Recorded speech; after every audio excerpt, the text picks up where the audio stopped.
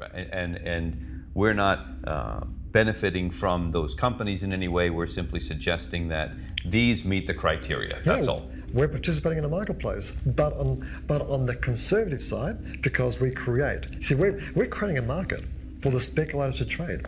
Think about that. We're creating a market, and we get reimbursed for creating a market. Right. And there are so many more speculators than what there are share lords. Right. Let's talk about just that. The liquidity aspect. Well, let's talk about that for just a second as we're wrapping up this segment. It's making it a lot more clear for everyone. Why is that? Why are there so many more speculators than there are intelligent people who are using this strategy to provide the inventory for those speculators? Well, let's compare it to Las Vegas. How many gamblers are there? Just speculators, just for indiscriminate betting. A bunch. Versus those who take the craft very seriously, and you see them in the big poker tournaments, you know. Right. And it's we're talking about like a very, very small niche little group. Correct. That's versus, right. Against millions of gamblers. Yeah, and I guess it's funny, the stock market's up. The stock market is just a transferal of wealth from the uneducated to the educated. That's all it is. That makes total sense, and I guess it's no different than real estate, where there are a lot of tenants and only a few landlords that provide the inventory. And the landlords create a marketplace for tenants to live in. That's right, and we're doing the same thing here. The Sharelords create the marketplace for the speculators. Amazing. But at all times we have control, and that is so important. You need control in your investments. Well, and I happen to know that you came upon this strategy after actually living a fairly unique rock and roll life. Yeah, it was during those years. I was earning some very good cash flow, like up to $2,000 on a weekly basis. For like a muso, like in these late teens, early 20s.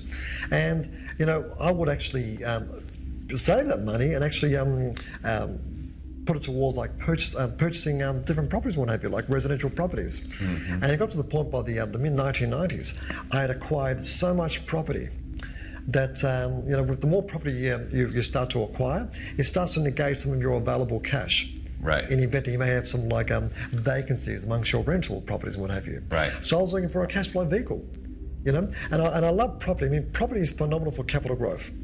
Right, but it's not the best cash flow. Property is not my cash flow vehicle. Property is just where you can pluck money out of thin air when a property doubles. Right. So long as you buy in the right place. Right. And you can also manufacture, and there are other strategies in regards to that.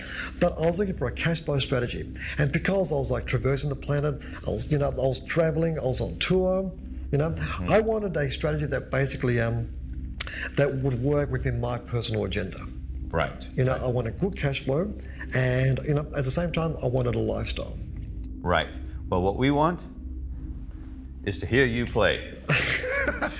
That's what we want. All the people that are watching this, they know he was a rock star. We want to hear him play. So I came along with this is probably going to be out of tune. So I probably will be out of tune, but that's okay. Just a couple of seconds, man. Give us something from the old days. And the first thing a muso does too is they always check the brand.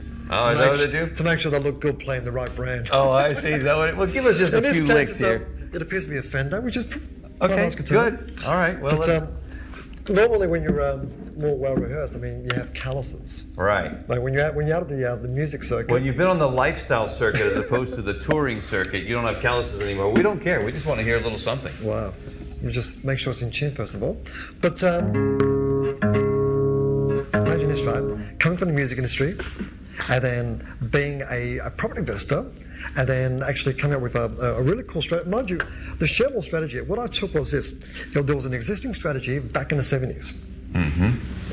This little known strategy, and all we basically did was, we took it to a whole new level, removed all the hieroglyphics, removed all the testosterone, all the complicated technical language, which is the biggest turn off on most people because it intimidates them. And I realized this strategy was quite simple, so long as the language was simple in regards to explaining to somebody else. And hence you have Sharelord versus landlord, very simple to understand to everybody. And we have 8-year-old clients. You have that parents have actually set up an account for them, generating money.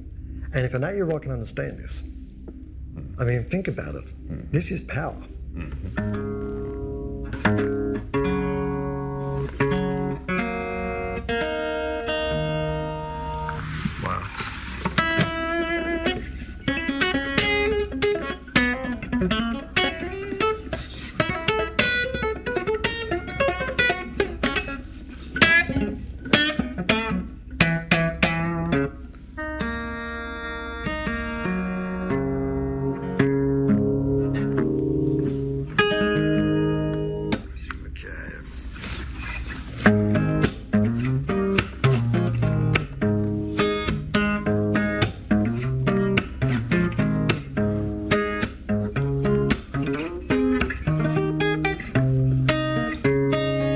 Obviously, still got it.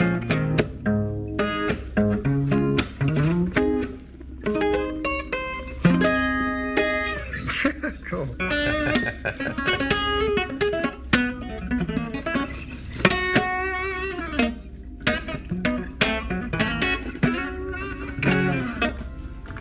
Good. I like it.